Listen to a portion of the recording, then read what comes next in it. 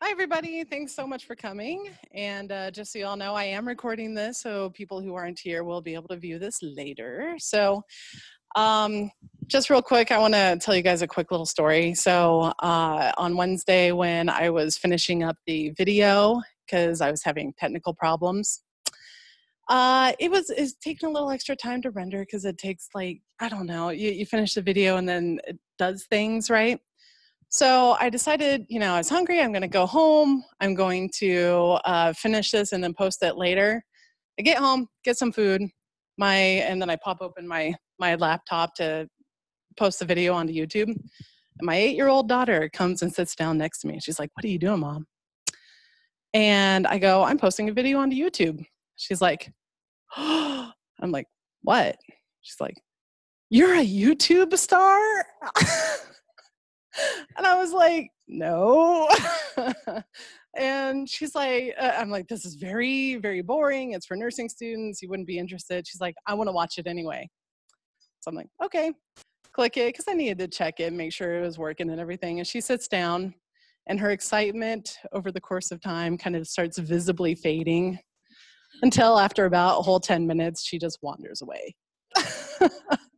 So I think my YouTube career is dead on arrival. Unfortunately, the children don't much care for it. So anyway, I hope you all got a chance to watch it, hopefully. I know it kind of came out late. Okay, I'm sorry about that. So unfortunately, there were a lot of updates and had to get that all done and posted up there so you all could take a look at it. So I guess in that case, I mean, just a quick raise of hands. How many people were able to watch it? Okay, so most of you. So I don't know. What do you think? Should I just do a quick little synopsis of the immersion rotation? Okay. So for those of you who didn't get a chance to watch the video, basically the immersion rotation, it's 180 hours with a nurse preceptor. And that is a nurse that literally works on the unit that you're going to be assigned to. And the 180 hours works out to about 15 12-hour shifts in the clinical setting. So that is quite a lot of time that you'll be having. And so this is really the rotation that most students really look forward to because there's a lot of variety and a lot of possibilities on where you can go. And I did send out with an email that a survey that you'll be able to put your responses into and kind of give me a guide on how to best place you and how to best match you up with a placement that will make everybody happy. So then you'll also be doing the community health rotation, 64 clinical hours in the spring. And that one also has like a big project. And for this year, I'm doing a kind of loose survey. We'll see how that works. It's part of the one that I sent you. It's just down towards the bottom. So hopefully that one works out okay. There's some restrictions with the community health rotation in that there's like sections, and we have to keep groups at the same agency in the same section of the course. So that's why part of the reason why I haven't done a survey for that rotation before, because it's not like the immersion rotation where it's pretty much individualized. You can be at the same agency and in a different section of the course, no problem. Community health, not so much. So it's been a little hard to like actually accommodate people's wishes in that course. So that's just kind of that quick overview. All right, so how about we start with any questions? Yes. Sure. Mm-hmm. Yeah, yeah. Okay, so your question is when are you going to know which block you're assigned to? Because for those of you who haven't watched the video yet, you'll either take community health in block 1 first or immersion in block 1 first, and then you'll switch for block 2 to whatever the opposite course is. So the question is in relation to the children's deadline, they asked for that information, so when will you know? I have a thing worked out with children's to where they will tell me when they want you to be in. So go ahead and just give the broad dates for the semester, which for the spring, that would be like January 29th through May 15th usually-ish. So just give them the whole dates for the semester, and they will tell me what block they want to place you in. And so that's how part of how because I want to maximize your placements there, right? So if they have more spots that are available, like if there's a better match for you personally at Children's in block 2, then, but not in block 1, then I'm happy to let them say, I want you, the student, in block 2. And I'm like, great, sounds good to me. So I'm hoping, so that sometimes it works better than others, but if I figure if I give them the options on where to place you, block 1 versus block 2, it'll increase placements. Yeah. All right, so you had the second question, right? Uh-huh.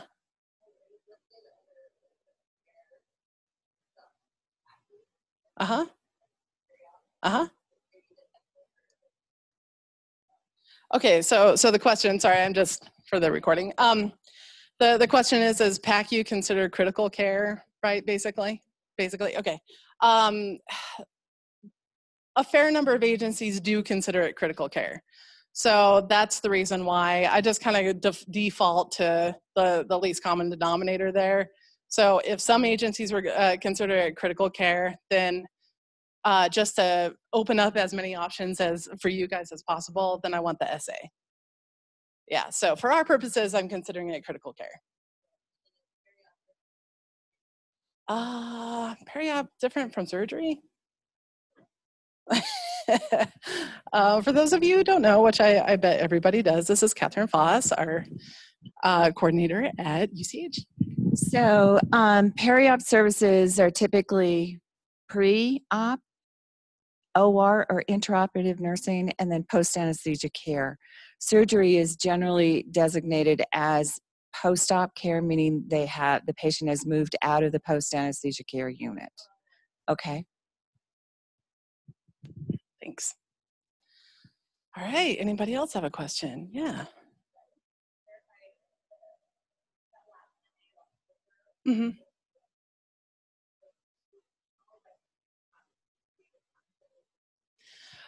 Right, so the last Monday in October, when everybody needs to register for classes, you guys don't need to do anything unless we tell you otherwise, and we'll give you as much time as possible to do something if we tell you to do something. This past fall for the UCAN students, we registered everybody through ourselves through our own systems. So you didn't, so the students didn't even need to do anything. So yeah, there is a chance. Now this fall, they needed to register the students fairly early, and I hadn't gotten a response from some of the agencies yet. So I did switch some students around based on their placements. So there is a chance that we may switch you around a little bit, but I will let you guys know if we decide to do that to you specifically. Does that make sense? It shouldn't affect your tuition. It doesn't affect your financial aid because they determine all that based on the semester, the whole semester. So, okay, anybody else? Yeah.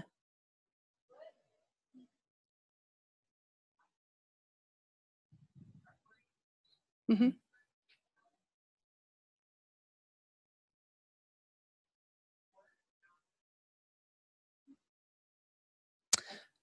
Oh, okay. Related to CEC and SIM for the community-based health course and the clinical immersion, there are no more CEC SIM hours associated with it. So it's all in offsite. Mm-hmm. This fall we did do 1 4-hour CEC, I think, with immersion, but that's going away too. All right, so well, that's good news for you because you'll be able to start in your clinicals even earlier. So, yeah. All right, anything else? Yeah. Uh-huh.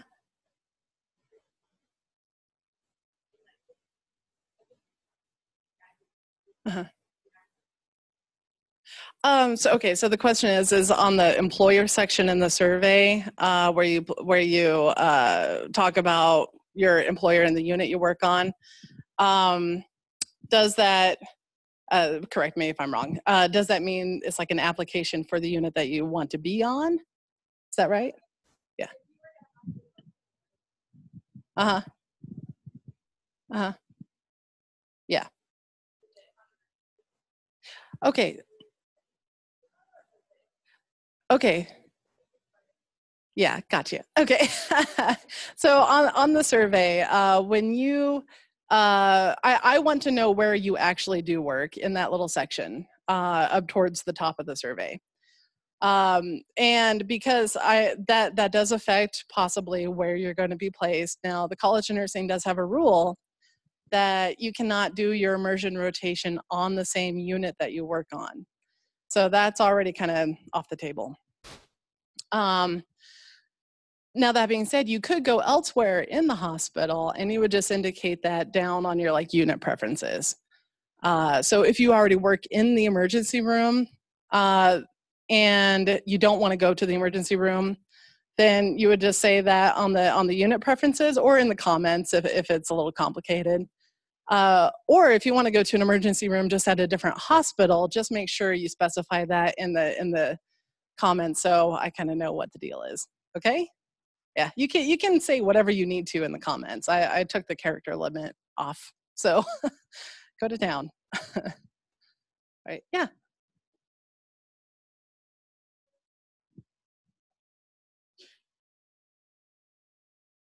Mm-hmm. Mm-hmm.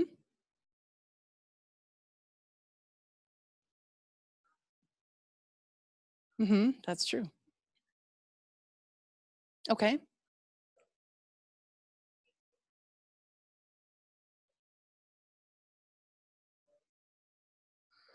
Oh, that's a good question. So your question is when you're doing research on the various hospitals and the various units they offers, because they don't all offer the same thing. What's the best way to go about researching that?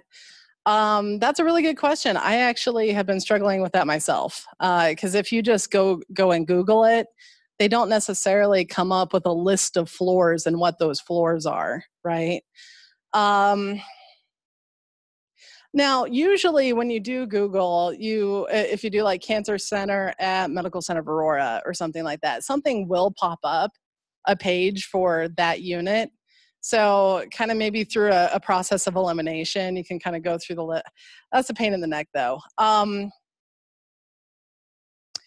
Yeah, you could maybe just call them. That's not a half bad idea. Like the handful of agencies you're really, really interested in. Kathy, Tammy, do you happen to know of any agencies that have really good cancer centers? Most of the major hospitals? Yeah. Okay.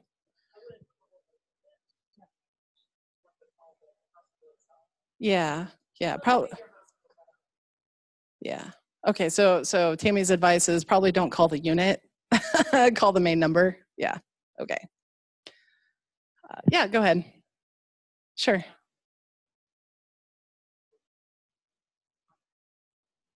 What facilities offer hospice? I know that Centura, they have a Porter hospice. That one's really interesting. This one, um, out of the major hospitals, I don't know that there are other aside from the Porter Hospice. I don't know if there's one that's necessarily attached to the hospital. I would say just Google hospices in the Denver metro area. I have placed students in the past at Denver Hospice. Uh, Children's also does have the butterfly program. So that one might be a possibility. Last time I tried to place a student there, they didn't have a whole lot of hours to offer. So it may end up being like a blended kind of experience. Do some hours there and then do some hours somewhere else. But yeah, yeah, just go. Oh, there was the Bethel. No, not Bethel. Oh gosh, what was that one called? No, no, no. It was Shalom Park. Or Shalom Park. That one's an interesting one. I think it's hospice and home health. So that one is actually a very good one. So, but yeah, by all means, Google, look around, see if there's one that really jumps out at you, and we can certainly see if that might be a possibility. All right. Yes.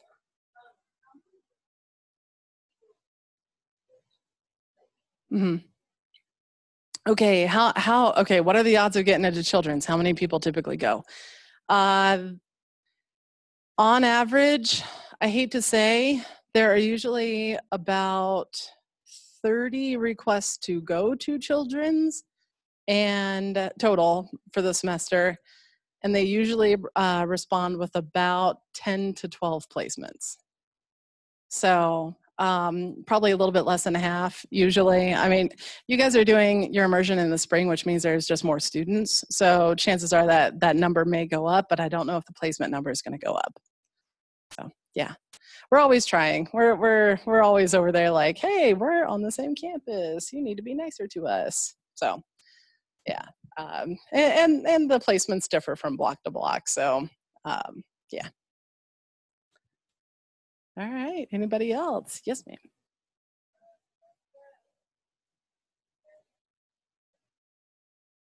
At UCH specifically, yeah.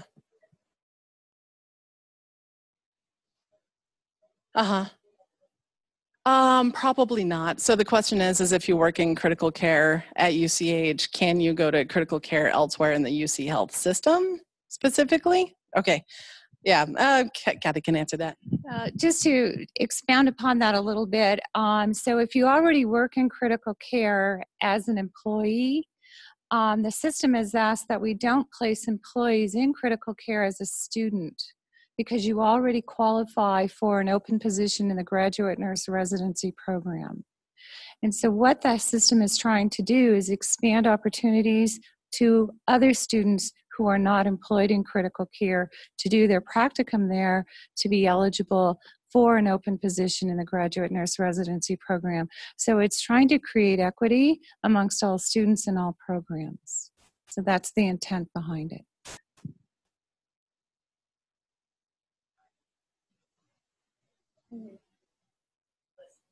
Right. Yeah. So I also explain with the UC Health System is we do not place employees in a priority position. Okay. So again, it's what the placement office brings forward to us. We don't pre-select. Actually, we encourage employees who are students, regardless of the program. Could be students. They could be students at Regis or Denver College of Nursing or here. We encourage students who are employees to do their practicum in another agency. Simply because you'll see things differently. You won't be in your comfort zone working in a different agency. And in talking to the graduate nurse residency program coordinator, they have discovered that employees who do go into the GN program do well for the first few weeks and then struggle. And that has to do with role, being really comfortable in one role and then moving through the doors into the RN role. So it's real important to think about that in terms of looking at your skill set and your knowledge base and trying that out in a different agency and getting different feedback. Okay. Yeah. Yes.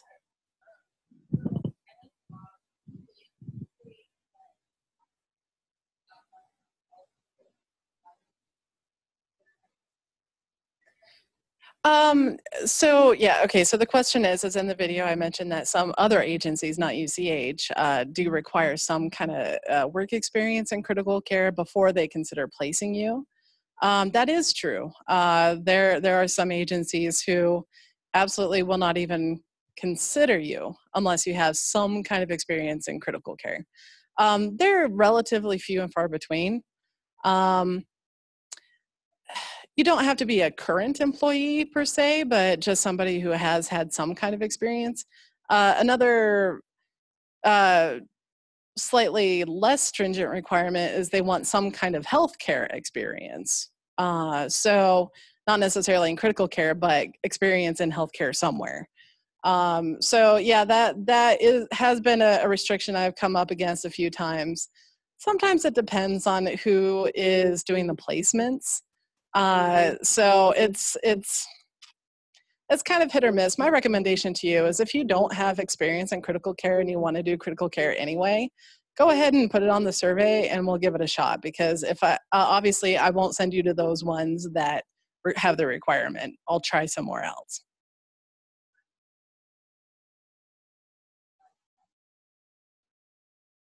Oh, okay. So if you currently work in critical care, is it worth trying to go somewhere else in critical care? Um, well, if you really want to be in critical care, then the answer is like for your practicum, then the answer is yes, because obviously UCH won't place you in critical care. But you might want to think about whether or not you would gain from doing something else. There are a lot of skills that you can learn in like med-surg units, and you would get more hands-on experience time there as well. So I think it's worth just expanding your horizons. A med-surg, you really can't go wrong with a med-surg unit. If by chance, by the time you graduate, and there is no like critical care new grad residency programs even available, you'd probably serve yourself better expanding your knowledge base. So I'm going to speak to that a little bit further from a different perspective. So if you are employed in critical care already and are looking to do your practicum in critical care, we know about the UC Health stuff. But again, talking into the GN residency coordinator and those applications for open positions for a new graduate, actually where you do your practicum is not considered at all. So I can speak for one system specifically. So if you do it even in mental health and you've already had critical care as your employment background, you're still eligible and you've done something different. Their criteria, there is no advantage to doing a practicum in critical care if you're already employed in it for application to the GN residency program at UC Health. Yeah, sure.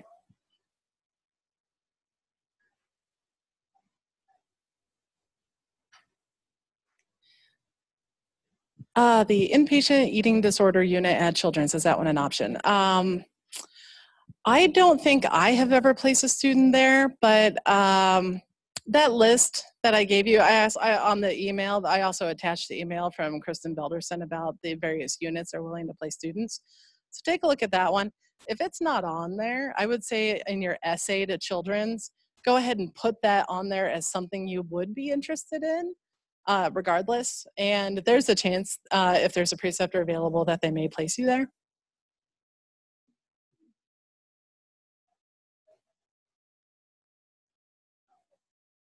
Hmm.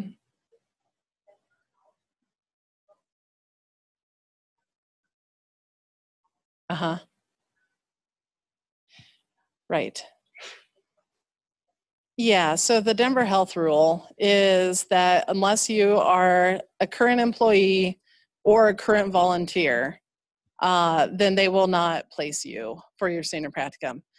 I keep trying, so if you're really interested and you don't meet that criteria, go ahead and put it on the survey and I'll try. Maybe one of these days I'll get a student through. I just don't get your hopes up, unfortunately, because even with that criteria, they still have a lot of students they have to place. And they do prioritize employees, obviously, volunteers with a lot of hours completed. And then probably they would prioritize volunteers with a few number of hours completed, and then you. So, mm-hmm.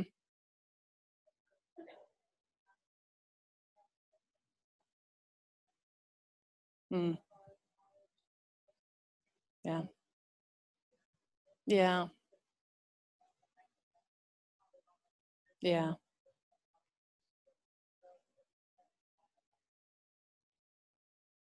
Mm, okay, yeah.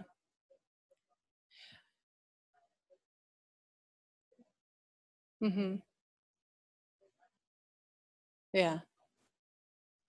Yeah, yeah. So the feedback is that that information would have been more helpful to know earlier on.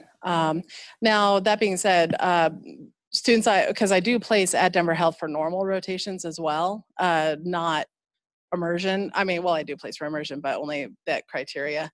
They still don't consider that volunteer hours. So you can be placed there for your OB rotation, and they don't consider that volunteer hours. That's not part of their criteria. So that's a big bummer. I'm not happy with it. Yeah.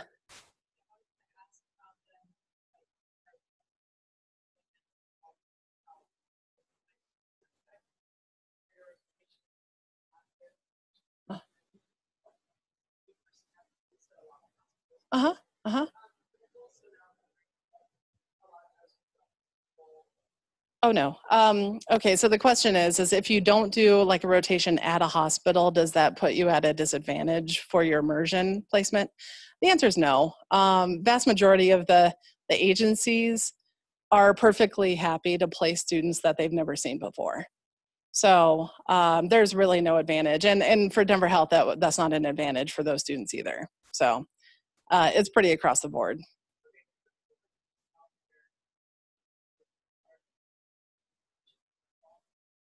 No. No, they'll place students that have never been to UC Health. Well, everybody goes through UCH at one point or another, but even if like after foundations, if you moved on and you never went back, they'll still be more than happy to place you. Yeah. Yeah. Yes. Uh-huh. Uh-huh. Yep. No, just put it on there once. Okay, so the question on the unit selection, if you're interested in two different things within like one category, like high acuity, just put it up there once as your top preference, and then down in the comments specify like peri-op and then float pool as your like choices within that you'd like to do. Sure.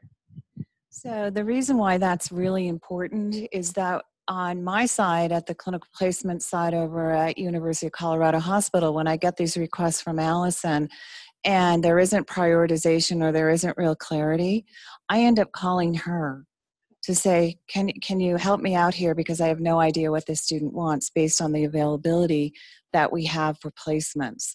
So the more detailed you can be about your interest areas and not repeating things does help quite a bit. So consider carefully your choices and keep them in that order, and provide a little bit of information.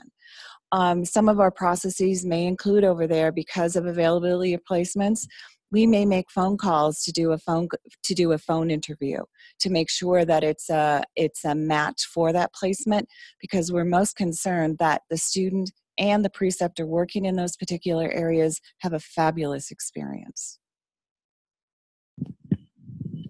All right. Yeah. Oh, okay.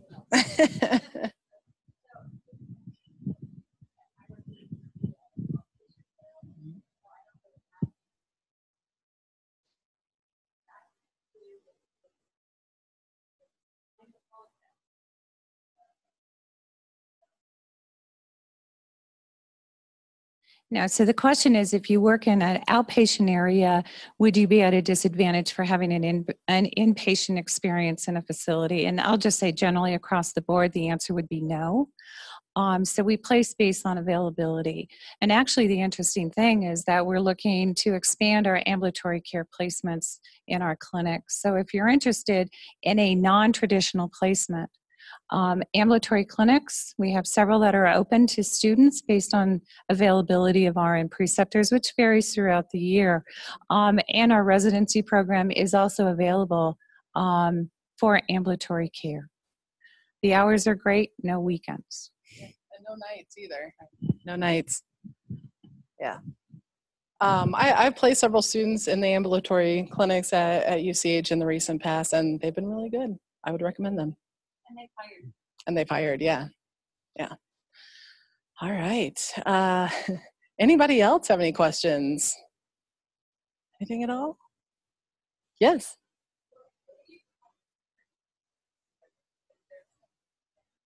Mm-hmm. Mm-hmm. Yeah. Oh. I like surprises. I'll send you to jail. No, kidding. I'm kidding. Yeah. Actually, it's a great placement. Kidding aside, it just sounds funny. But yeah, no, the Department of Corrections is actually a really very good placement. Um, so the advice for students like you who don't necessarily know what you want, I would say you'd probably be best served by a med-surg placement, because that's having really, really solid med-surg skills by the time you graduate, and even a little bit after that, that will serve you very well. You can take that anywhere, potentially. So that would probably be my recommendation. Ms. Tammy or Kathy, have any? Yeah, they agree. That's usually what I hear in the community as well, because I'm always talking to the coordinators at other agencies, and I'm going to be honest. They express constant annoyance at the number of students who want critical care. They feel like that students don't know what's in their best interests, and that going straight into critical care is not necessarily in their best interests. So that doing med-surg actually is. So I'm passing along that information. You guys can take it for whatever it's worth. But that is what I constantly hear in the community.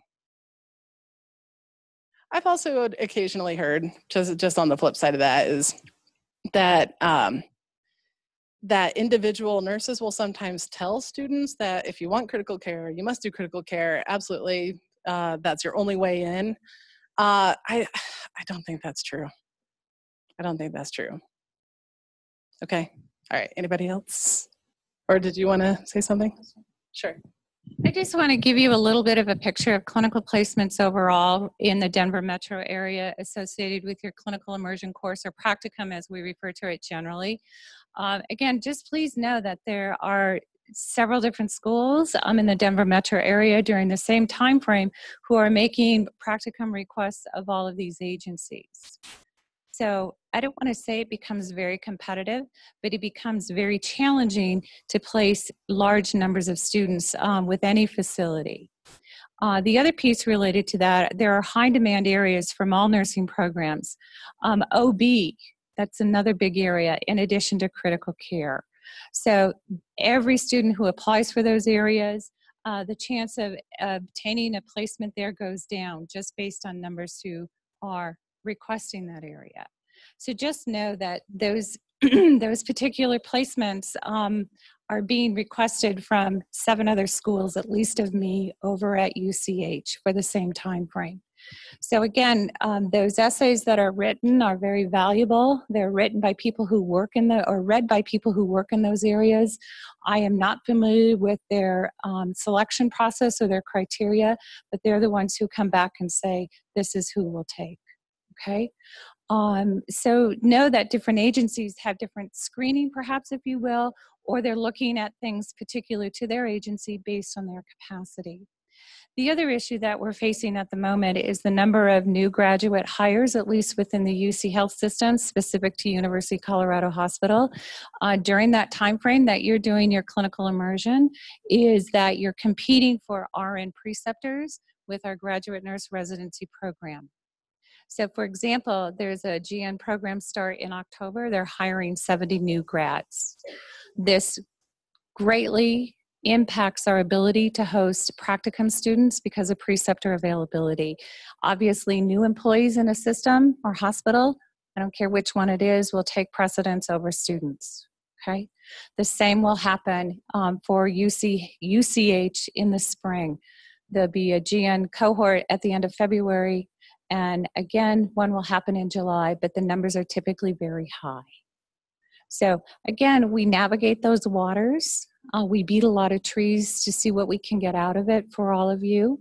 Working with Allison, we've had a really good track record with that. So with that being said, if you're looking for that system, or any system really, work through Allison or Emily or whoever is designated doing clinical immersions to let our systems work, because it does take some time. In the past, we've had students who the course has started and a clinical placement has not been verified yet or confirmed. That doesn't mean that we've given up. We're still searching. So a lot of effort goes into this. And it may seem like, well, how come they don't know this way ahead of time? Well, there's a lot of variables that go on in agencies that impact the ability to host students, including rotations. So, again, it's not like people aren't doing anything or Allison doesn't understand the pressures that you have. Those same pressures are being exerted on her of, I don't know yet. Just hang on tight. We had an email this morning with that exchange. Okay. So again, being professional, being patient, and understanding that huge effort is being made to try to get the best placement possible.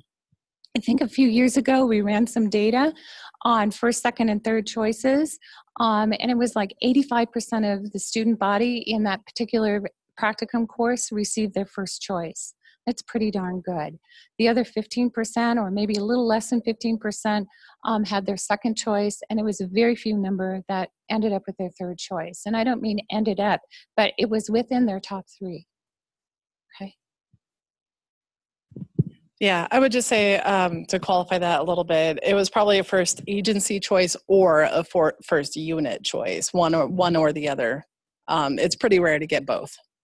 Okay, my husband, being wonderful, said you should tell the students that if they should put their first choice as their third choice, and then that way they're more likely to get their third choice.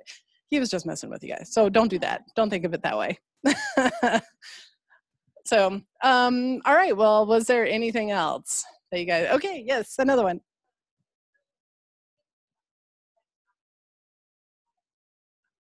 Mm-hmm.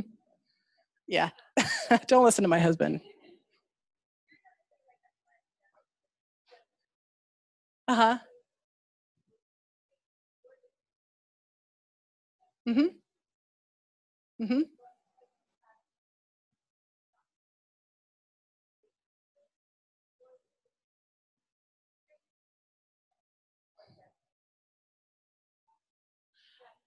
Okay, so so the question is depth versus breadth. Depth versus breadth. I like that. What's the recommendation? I think it really depends on what your goals are.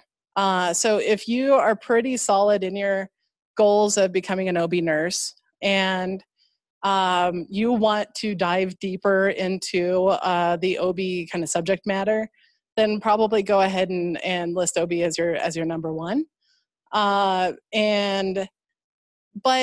have in mind what else would be really helpful to know, just in case I don't get my number one. And then maybe expanding into peds might be something, or like the NICU, or outpatient women's health, or OBGYN surgical. I mean, there's like stuff around classic OB that you could do as well.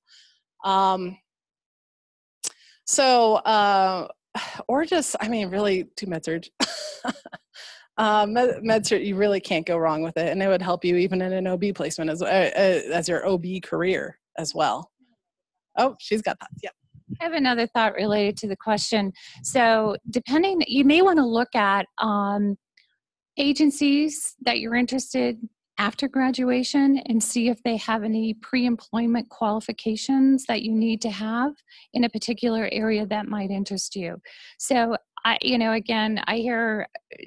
heard from other cohorts in clinical immersion now, everybody's moving to Texas because they pay more. So people are looking at, what an employer might need to be qualified for an area. So consider that also.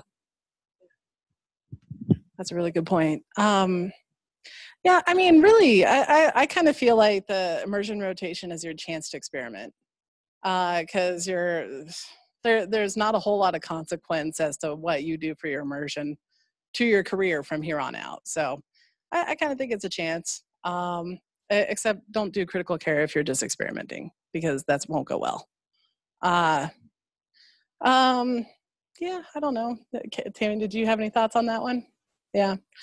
Otherwise, if your heart's not set on a specific specialty, then I would say try something else. I often hear from students who don't get the placement they wanted, usually, that they had no idea this stuff was even out there, and had they known, they would have picked it. So expand your horizons, keep your mind open. That's probably my best advice there. Yeah.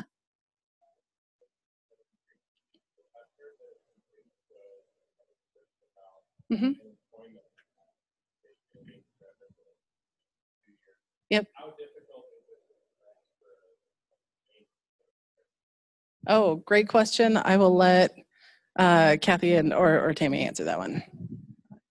So again, it depends on the agency that you're working in. In the UC Health System, we have a program called the Pathways Program. The question is, how difficult is it to move into a different career path, particularly critical care if you're doing a med-surg employment after graduation? So in UC Health and in many employers, there's typically transfer methods. We have a program called Pathways Program that allows for that. So again, just like the GM program, it's all based on space availability and open positions within those departments. And actually, again, what I'm hearing is people who move from med-surg into critical care and do it that way are having really good success rates in that transition. Okay, so it's become a very valuable program. Yeah, anybody else have anything? Yeah.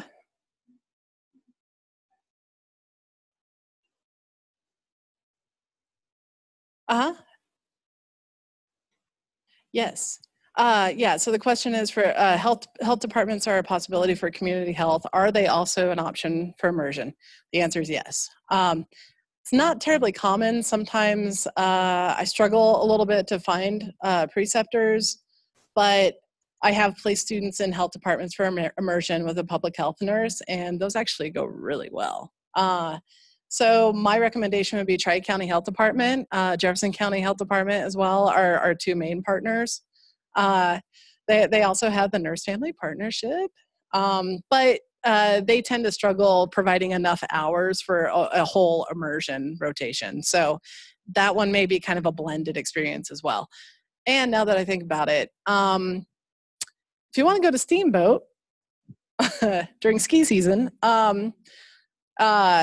I just sent a couple students, or they will be going actually here shortly, to the Northwest Colorado Health, which used to be the Northwest Colorado Visiting Nurses Association. They do have a nurse family partnership there as well, and they're really partnered up with the county health department there. I think it's Routt County. And so I've got two students, as a matter of fact, going there, and they're going to be with Northwest Colorado Health, and they'll be doing a blend of public health and nurse family partnership. And I'm sure they're getting some skiing in, so good for them. But that I fully expect that to be a fantastic rotation. Yeah. All right. Okay. Anybody else? All right. Well, thank you so much. You guys know my email address, I'm sure. So if you have more questions, feel free to send them my direction. All right. Thank you.